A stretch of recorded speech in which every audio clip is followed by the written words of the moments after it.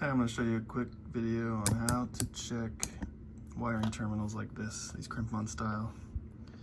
So with a multimeter, pretty much the only way to test these, because one of these are bad, but they're both solid, like they're not going to pull apart.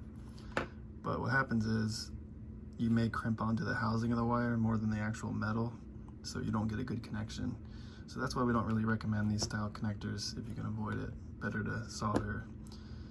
There's other types. There's like a solder shrink wrap style where you slip the wires in and it shrinks on. So this is an auto multimeter. It's going to be the easiest one. And then there's also this style. If you have this style, you're just going to put it to the ohm setting. Looks like a horseshoe. Open loop. And typically if you touch the two probes, it's just going to say 0 zeros across. So on this one, it's going to say,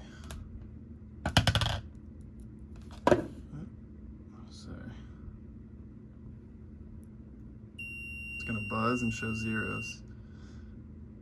That's how you know you have connection there, continuity.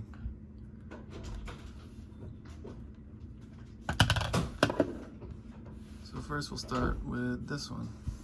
I already sliced the wires a little bit just to make the video easier, but typically you would actually press into the wire housing with these little pokey probes here. So, let's see.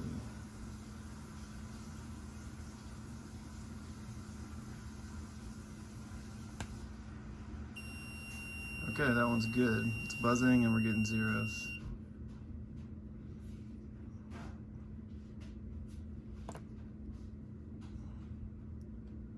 Okay, this one's nothing. I'm getting metal, no nothing. So this is bad.